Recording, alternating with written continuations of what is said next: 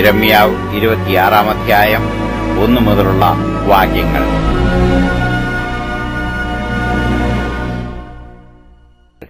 യോശിയാവിന്റെ മകനായി യഹൂദ രാജാവായ യെഹോയാക്കീമിന്റെ വാഴ്ചയുടെ ആരംഭത്തിങ്കൽ യഹോവയിൽ നിന്നുണ്ടായ അരുളപ്പാടാവിത്. യഹോവ ഇപ്രകാരം അരുളിച്ചെയ്യുന്നു: നീ യഹോവയുടെ ആലയത്തിന്റെ പ്രാകാരത്തിൽ നിന്നുകൊണ്ട് യഹോവയുടെ ആലയത്തിൽ നമസ്കരിപ്പാൻ വരുന്ന സകല യഹൂദ പട്ടണങ്ങളോടും പ്രസ്താവിപ്പാൻ ഞാൻ നിന്നോട് കൽപ്പിക്കുന്ന സകല വചനങ്ങളെയും അവരോട് പ്രസ്താവിക്ക. ഒരു വാക്കും വിട്ടുകളയരുത്. അവരുടെ ദുഷ്പ്രവർത്തികൾ നിമിത്തം ഞാൻ അവർക്ക് വരുത്തുവാൻ വിചാരിക്കുന്ന അനർത്ഥത്തെക്കുറിച്ച് ഞാൻ അനുദപിക്കത്തക്കവണ്ണം പക്ഷേ അവർ കേട്ട് ഓരോരുത്തൻ താനാന്റെ ദുർമാർഗം വിട്ടുതിരിയുമായിരിക്കും. എന്നാൽ നീ അവരോട് പറയേണ്ടത്: യഹോവ ഇപ്രകാരം അരുളിച്ചെയ്യുന്നു: ഞാൻ ഇടവിടാതെ നിങ്ങളുടെ അടുക്കൽ അയച്ചു പറയിച്ചിട്ടും നിങ്ങൾ കൂട്ടാക്കാതിരുന്ന എന്റെ ദാസന്മാരായ പ്രവാചകന്മാരുടെ വചനങ്ങളെ കേൾപ്പാനും ഞാൻ നിങ്ങളുടെ മുമ്പിൽ വെച്ച എന്റെ ന്യായപ്രമാണത്തെ അനുസരിച്ച് നടപ്പാനും നിങ്ങൾ എന്റെ വാക്ക് കേൾക്കയില്ലെങ്കിൽ ഞാൻ ഈ ആലയത്തെ ശീലോവിന് തുല്യമാക്കി ഈ നഗരത്തെ ഭൂമിയിലുള്ള സകല ജാതികൾക്കും ശാപവാക്യമാക്കി തീർക്കും. യിരെമ്യാവ് ഈ വാക്കുകളെ യഹോവയുടെ ആലയത്തിൽ വെച്ച് പറയുന്നത് പുരോഹിതന്മാരും പ്രവാചകന്മാരും സകല ജനവും കേട്ടു. എന്നാൽ സകല ജനത്തോടും പ്രസ്താവിപ്പാൻ യഹോവ കൽപ്പിച്ചിരുന്നതൊക്കെ യിരെമ്യാവ് പ്രസ്താവിച്ചു തീർന്ന ശേഷം പുരോഹിതന്മാരും പ്രവാചകന്മാരും സകല ജനവും അവനെ പിടിച്ച്, നീ മരിക്കണം, നിശ്ചയം ഈ ആലയം ശീലോവിന് തുല്യമാകും, ഈ നഗരം നിവാസികൾ ഇല്ലാതെ ശൂന്യമാകും എന്ന് നീ യഹോവയുടെ നാമത്തിൽ പ്രവചിച്ചിരിക്കുന്നത് എന്ത് എന്ന് പറഞ്ഞു. ജനമൊക്കെയും യഹോവയുടെ ആലയത്തിൽ യിരെമ്യാവിന്റെ അടുക്കൽ വന്നുകൂടി. ഈ കാര്യം യഹൂദ പ്രഭുക്കന്മാർ കേട്ടാറെ അവർ രാജാവിന്റെ അരമനയിൽ നിന്ന് യഹോവയുടെ ആലയത്തിലേക്ക് കയറിച്ചെന്നു.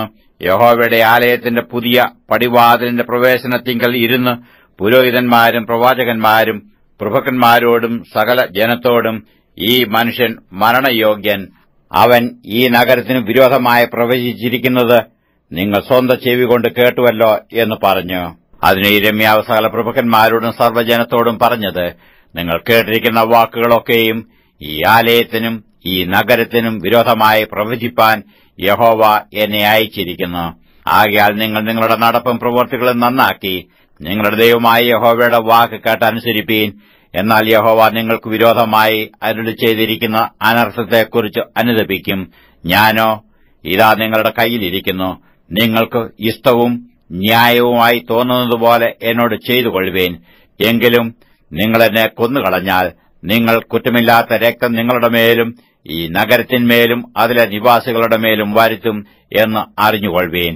നിങ്ങൾ കേൾക്കെ ഈ വാക്കുകളൊക്കെയും പ്രസ്താവിക്കേണ്ടതിന് യഹോവ എന്നെ നിങ്ങളുടെ അടുക്കൽ അയച്ചിരിക്കുന്നു, സത്യം. അപ്പോൾ പ്രഭുക്കന്മാരും സകല ജനവും പുരോഹിതന്മാരോടും പ്രവാചകന്മാരോടും, ഈ മനുഷ്യൻ മരണയോഗ്യനല്ല, അവൻ നമ്മുടെ ദൈവമായ യഹോവയുടെ നാമത്തിലല്ലോ നമ്മോട് സംസാരിക്കുന്നത് എന്ന് പറഞ്ഞു. അനന്തരം ദേശത്തിലെ മൂപ്പന്മാരിൽ ചിലർ എഴുന്നേറ്റ് ജനത്തിന്റെ സർവ്വസംഘത്തോടും പറഞ്ഞത്: യഹൂദ രാജാവായ ഹിസ്കിയാവിന്റെ കാലത്ത് മൊരഷ്ട്യനായ മീഖായാവ് സകല യഹൂദ ജനത്തോടും പ്രവചിച്ചു, സീയോനെ വയൽ പോലെ ഉഴുതുകളയും, യെരൂശലേം കൽക്കുന്നായും ഈ ആലയമുള്ള പർവ്വതം വനാന്തരഗിരികളായും തീരും എന്നിങ്ങനെ സൈന്യങ്ങളുടെ യഹോവ അരുളി ചെയ്യുന്നു എന്ന് പറഞ്ഞു. യഹൂദ രാജാവായ ഹിസ്കിയാവും സർവ്വ യഹൂദയും അവനെ കൊന്നുകളഞ്ഞുവോ? അവൻ യഹോവയെ ഭയപ്പെട്ടു യഹോവയോട് ക്ഷമ യാചിക്കുകയും താൻ അവർക്ക് വരുത്തുമെന്ന് അരുളി ചെയ്തിരുന്ന അനർത്ഥത്തെക്കുറിച്ച് യഹോവ അനുദപിക്കുകയും ചെയ്തില്ലയോ? നാമോ നമ്മുടെ പ്രാണന് വലിയൊരു അനർത്ഥം വരുത്തുവാൻ പോകുന്നു. അങ്ങനെ തന്നെ കിര്യാത്ത് യെയീരാമിൽ നിന്നുള്ള ശെമയ്യാവിന്റെ മകനായ ഊരിയാവ് എന്നൊരുത്തൻ യഹോവയുടെ നാമത്തിൽ പ്രവചിച്ചു. അവൻ യിരെമ്യാവിന്റെ സകല വാക്കുകളെയും പോലെ ഈ നഗരത്തിനും ഈ ദേശത്തിനും വിരോധമായി പ്രവചിച്ചു. യെഹോയാക്കീൻ രാജാവും അവന്റെ സകല യുദ്ധവീരന്മാരും സകല പ്രഭുക്കന്മാരും അവന്റെ വാക്കുകളെ കേട്ടപ്പോൾ രാജാവ് അവനെ കൊന്നുകളവാൻ വിചാരിച്ചു. ഊരിയാവ് അത് കേട്ട് ഭയപ്പെട്ട് മിസ്രയീമിലേക്ക് ഓടിപ്പോയി. യഹോയാക്കീം രാജാവ് ചില ആളുകളെ അക്ബോരിന്റെ മകനായ എൽനാഥാനെയും അവനോടുകൂടെ മറ്റു ചിലരെയും മിസ്രയീമിലേക്ക് അയച്ചു. അവർ ഊരിയാവെ മിസ്രയീമിൽ നിന്ന് യഹോയാക്കീം രാജാവിന്റെ അടുക്കൽ കൊണ്ടുവന്നു.